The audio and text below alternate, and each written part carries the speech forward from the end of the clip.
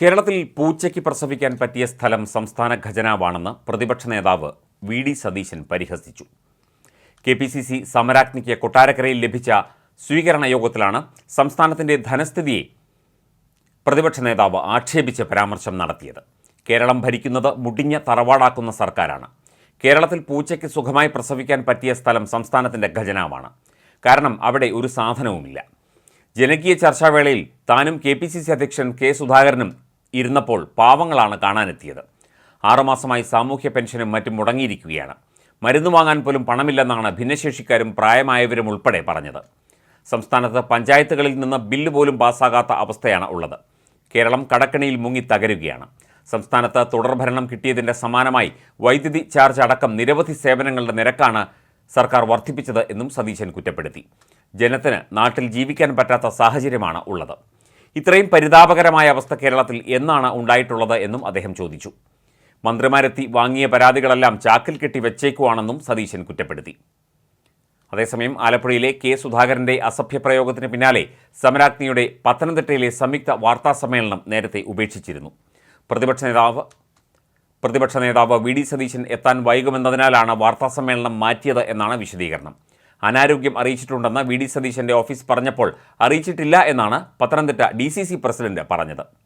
KPCC അധ്യക്ഷൻ K. സുധാകരനും പ്രതിപക്ഷ നേതാവ് വി.ഡി. സതീശനും പങ്കെടുക്കുന്ന സംയുക്ത വാർത്താസമ്മേളനം എല്ലാ മാധ്യമപ്രവർത്തകരെയും അറിയിച്ചിരുന്നതാണ്. പത്തനംതിട്ട അബാൻ ഓഡിറ്റോറിയത്തിൽ ഇതിനുവേണ്ട എല്ലാ ക്രമീകരണങ്ങളും സംഘാടകർ ഒരുക്കുകയും ചെയ്തു. അവസാന നിമിഷമാണ് വാർത്താസമ്മേളനം ഉപേക്ഷിച്ച് അറിയിപ്പ് വരുന്നത്. വി.ഡി. സതീശൻ എത്താൻ വൈകും എന്നതിനാലാണ് സമ്മേളനം മാറ്റുന്നത് എന്നും വിശദീകരണം വന്നു. കെ. സുധാകരൻ പത്തനംതിട്ടയിൽ തന്നെയാണ് തങ്ങിയത്. വി.ഡി. സതീശൻ മണ്ഡലത്തിൽ നിന്ന് എത്തി. വാർത്താസമ്മേളനം ഉപേക്ഷിച്ചെങ്കിലും വി.ഡി. സതീശൻ എത്തി. ഇരുവരും ഒരുമിച്ചാണ് ജനകീയ ചർച്ച സദസ്സിനായി ഓഡിറ്റോറിയത്തിലേക്ക് എത്തിയത്. ഇരുവരും മാധ്യമപ്രവർത്തകർക്ക് മുഖം കൊടുത്തില്ല. സതീശൻ ചോദ്യങ്ങളോട് പ്രതികരിച്ചില്ല. കെ. സുധാകരനും വി.ഡി. സതീശനും ഒരു മെയ്യാണെന്നും ഒരു പ്രശ്നങ്ങളുമില്ല എന്നുമാണ് ഡി.സി.സി പ്രസിഡന്റ് പറഞ്ഞത്. വി.ഡി. സതീശൻ്റെ അതൃപ്തിയാണ് വാർത്താസമ്മേളനം ഒഴിവാക്കാൻ കാരണമെന്നാണ് ഒരു പക്ഷം പറയുന്നത്. പുതുപ്പള്ളി ഉപതെരഞ്ഞെടുപ്പിലെ വിജയത്തിന് ശേഷമുള്ള വാർത്താസമ്മേളനത്തിലും ഇരുവരുടെയും ഭിന്നത പ്രകടമായിരുന്നു. സമരാജ്ഞിയിലെ കെ. സുധാകരൻ്റെ വിവാദ പരാമർശത്തോടെ ഭിന്നത രൂക്ഷമായി. സമരാജ്ഞി യാത്ര ഇപ്പോൾ കൊല്ലത്താണ് നടക്കുന്നത്. ആലപ്പുഴയിൽ വെച്ച് വാർത്താസമ്മേളനത്തിൽ അസഭ്യപ്രയോഗം നടത്തിയിട്ടില്ല എന്ന് കെ.പി.സി.സി അധ്യക്ഷൻ കെ. സുധാകരൻ നേരത്തെ വിശദീകരിച്ചിരുന്നു. മാധ്യമപ്രവർത്തകരോട് മര്യാദകേട് കാണിക്കരുത് എന്നാണ് പറഞ്ഞത്. മര്യാദകേട് എന്ന വാക്ക് വളച്ചൊടിച്ചാണ് തന്നെ ആക്ഷേപിക്കുന്നത്. പ്രചരിക്കുന്ന ആ വാക്ക് ജീവിതത്തിൽ എവിടെയും താൻ പ്രയോഗിച്ചിട്ടില്ല എന്നും വ്യാജ പ്രചരണം ഏറെ വേദനിപ്പിച്ചുവെന്നും സുധാകരൻ വ്യക്തമാക്കിയിരുന്നു. പ്രതിപക്ഷ നേതാവും താനുമായി ഒരു തർക്കവുമില്ലെന്നും സുധാകരൻ ആവർത്തിച്ചു.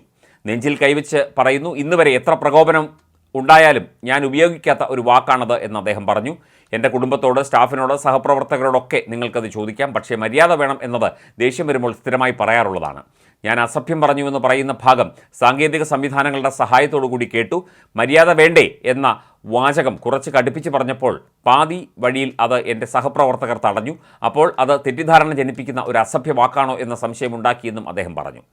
എൻ്റെ രാഷ്ട്രീയ ജീവിതത്തിൽ ഒരുപാട് ആരോപണങ്ങൾ ഉണ്ടായിട്ടുണ്ട്. അതൊന്നും വിശദീകരിക്കാൻ പോയിട്ടില്ല. എന്നാൽ ഇതങ്ങനെയല്ല.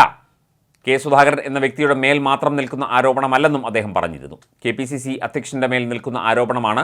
എല്ലാ മാധ്യമപ്രവർത്തകരും അവിടെ ഉണ്ടായിരുന്നു. എന്നാൽ CPM നിയന്ത്രണത്തിലുള്ള ചാനലും മറ്റൊരു ചാനലും ചേർന്നാണ് ആദ്യം ഈ വിവാദമുണ്ടാക്കിയത്. അവരൊക്കെ മാധ്യമപ്രവർത്തനം മാത്രമല്ല, രാഷ്ട്രീയ പ്രവർത്തനം കൂടിയാണ് നടത്തുന്നത് എന്നും സുധാകരൻ പറഞ്ഞിരുന്നു. ഇത് സ്വന്തം നിലയ്ക്ക് അന്വേഷിക്കുമെന്നും അദ്ദേഹം വ്യക്തമാക്കിയിരുന്നു.